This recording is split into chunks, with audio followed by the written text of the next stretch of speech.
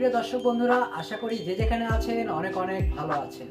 দর্শক বন্ধুরা, আজ আপনাদের মাঝে নিয়ে এসেছি নতুন একটি ভিডিও। আজ আপনাদের জানাবো Oppo A58 এই ফোনটি সম্পর্কে। Oppo A58 এই ফোনটিতে আপনারা কি পাচ্ছেন এবং এই ফোনটি ভ্যালু ফর মানি হবে কিনা, এই সব প্রশ্নের উত্তর থাকবে আজকের ভিডিওতে। সো বন্ধুরা, পুরো ভিডিওটি অবশ্যই দেখবেন। আপনারা দেখছেন amittechcreation, আর সবসময়ের মতো সাথে আছে আমি অমিত। সো বন্ধুরা, ভিডিওটি ভালো লেগে থাকলে লাইক দিতে ভুলে যাবেন না। আর আপনি যদি আমার চ্যানেলে নতুন হয়ে থাকেন তাহলে অবশ্যই আমার চ্যানেলটি সাবস্ক্রাইব করে দিয়ে পাশে থাকবেন, আর পাশে থাকা বেল আইকনটি অবশ্যই অন করে দিবেন, যাতে পরবর্তী ভিডিওগুলো খুব তাড়াতাড়ি আপনারা পেয়ে যান।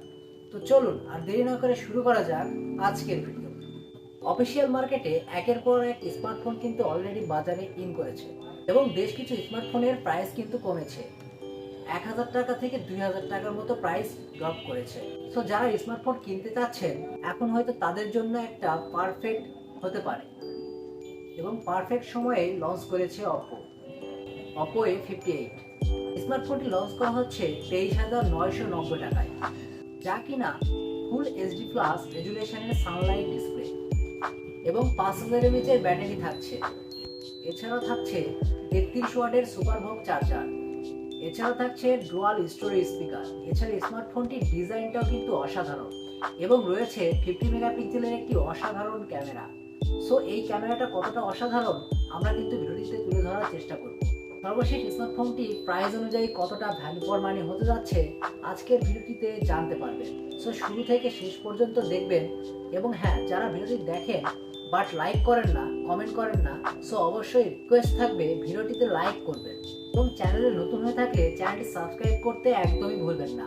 প্রথমে আমরা দেখব এই ফোনটির বক্স কন্টেন্টে কি কি পাওয়া যাচ্ছে। অ্যাজ ইউজুয়ালি স্মার্টফোনের মধ্যে যা যা থাকে তাই থাকার কথা, তারপরে দেখে নিই। স্মার্টফোনটির বক্সটি ওপেন করলে প্রথমেই পাবেন একটি সিলিকন ব্যাক কভার, কিছু user manual guide, type C to type C cable. এছাড়া থাকছে 33 ওয়াটের একটি সুপার ভোগ চার্জার এবং পাচ্ছেন Oppo A58 স্মার্টফোনটি। স্মার্টফোন নিয়ে কথা বলার আগে সবার আগে আমি একটি বিষয় আপনাদের সাথে শেয়ার করতে চাই। আসলে Oppoর সাউন্ড কোয়ালিটির ফ্যান হচ্ছি আমি। সাউন্ড কোয়ালিটি আমার কাছে বরাবরই ভালো লাগে। যেহেতু এই স্মার্টফোনটিতে ডুয়াল স্টোরেজ স্পিকার ব্যবহার করা হয়েছে, সো বুঝতে পারছেন এটা সাউন্ড কোয়ালিটি হবে অসাধারণ। যে কোনো প্লেসে বেশ লাউড একটা সাউন্ড দিতে পারবে। এই স্মার্টফোনটির পাশাপাশি এখানে অডিও বুস্টার ইউজ করা হয়েছে। আপনি যখন ইউটিউবে কোনো গান প্লে করবেন অথবা কোনো ভিডিও দেখবেন, সেক্ষেত্রে কিন্তু স্মার্টফোনটির মধ্যে 300% পর্যন্ত অডিও বুস্ট করা যায়। ভিউয়ার্স, সাউন্ড কোয়ালিটি যেমন অসাধারণ পেয়েছি তেমনই অসাধারণ ছিল। স্মার্টফোনটি দূর থেকে দেখলে যে কেউ বলতে পারে এটা একটা গ্লাস ব্যাগ ডিজাইন। তবে স্মার্টফোনটির ব্যাক প্যানেলে ফাইবার ইউজ করা হয়েছে। এখানে ফিঙ্গারপ্রিন্টের চাপ পড়ে যায়, এটা তেমনভাবে বোঝা যায় না। তবে অবশ্যই যখন আপনারা স্মার্টফোনটি ইউজ করবেন, চেষ্টা করবেন বক্সে যে ব্যাক কভারটি প্রোভাইড করা হচ্ছে বা এক্সটার্নাল যে ব্যাক কভার আপনারা চুজ করতে চান সেটা ইউজ করা। সেক্ষেত্রে স্মার্টফোনটিকে বেশ ভালোই প্রোটেক্ট রাখা যাবে। স্মার্টফোনটির ওয়েট হচ্ছে 192 গ্রাম এবং এটার থিকনেস হচ্ছে 7.9 মিলিমিটার। এই স্মার্টফোনটি যথেষ্ট স্লিম করা হয়েছে। স্মার্টফোনটির মধ্যে সব ধরনের পোর্টস এবং বাটন পেয়ে যাচ্ছেন। এছাড়াও স্মার্টফোনটিতে রয়েছে সাইড মাউন্টেড ফিঙ্গারপ্রিন্ট সেন্সর, যা যথেষ্ট ফাস্ট এবং অ্যাকুরেট বলেই জানতে পেরেছি। এছাড়া স্মার্টফোনের মধ্যে যে বিষয়টি আমার কাছে ভালো লাগেনি তা হচ্ছে স্মার্টফোনটির উপরের দিকে কোনো প্রকার সেকেন্ডারি মাইক্রোফোন ব্যবহার করা হচ্ছে না। আসলে 24,000 টাকার মধ্যে এই বিষয়টা দেখাতে খুবই দুঃখজনক। এটা থাকলে আসলেই বেটার হতো। এখানে ব্যবহার করা হয়েছে মিডিল পাঞ্চ সেলিও ডিসপ্লে, যা আমার কাছে দেখতে প্রথমে বিষয়টা ভালো লেগেছে।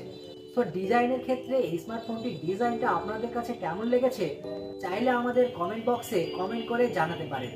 ডিসপ্লের দিক থেকে স্মার্টফোনটিতে ব্যবহার করা হয়েছে 6.72 ইঞ্চির একটি IPS LCD প্যানেলের ডিসপ্লে, আর ডিসপ্লে রেজুলেশন হিসেবে পেয়ে যাচ্ছেন 1080x2412 পিক্সেল।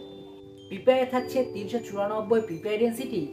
স্মার্টফোনটির মধ্যে 680 রয়েছে পিক ব্রাইটনেস, তার ফলে স্মার্টফোনটি ইনডোরে ব্রাইটনেসের ঘাটতি ফিল করবেন না। পাশাপাশি শ্যাডো রিওতেও কোনো প্রবলেম হবে না। বিশেষ করে এটা শার্পনেস নিয়েও কোনো ঘাটতি দেখতে পাইনি। সো যারা কন্টেন্ট দেখতে পছন্দ করে তাদের ক্ষেত্রে কিন্তু এই ডিসপ্লেটা বেশ অসাধারণ। তবে অসাধারণ করেনি স্মার্টফোনটার রিফ্রেশিং। কেননা এই বাজেট সেগমেন্টে একটি স্মার্টফোনের মধ্যে আসলে 60 হার্জ কি মানা যায়? আপনারাও মানতে পারবেন না, যেমন আমিও মানতে পারছি না।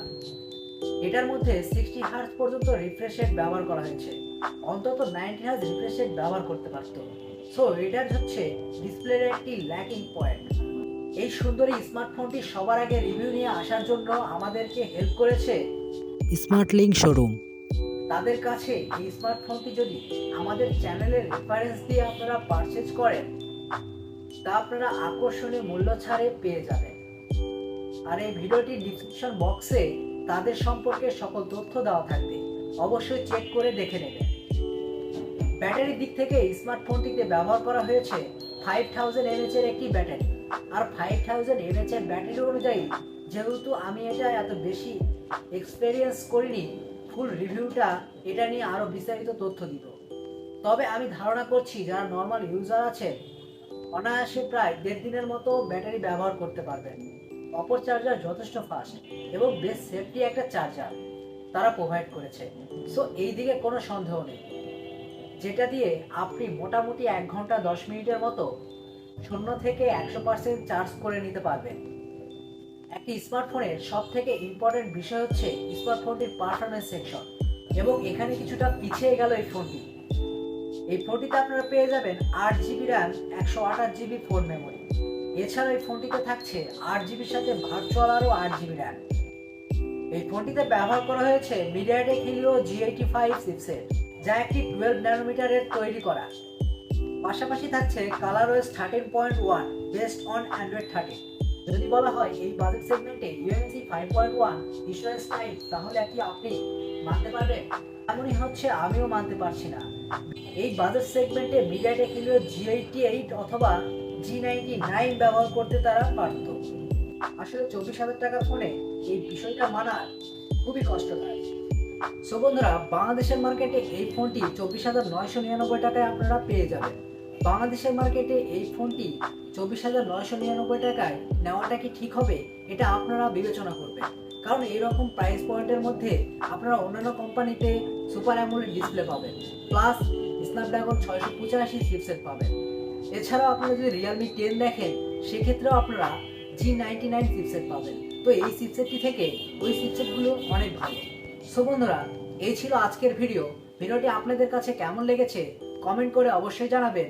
আর ভিডিওটি অবশ্যই বন্ধুদের সাথে শেয়ার করে দিতে ভুলে যাবেন না। আজকের মতো এখানেই, দেখা হবে পরবর্তী ভিডিওতে। সবাই অনেক অনেক ভালো থাকবেন, সুস্থ থাকবেন। ধন্যবাদ।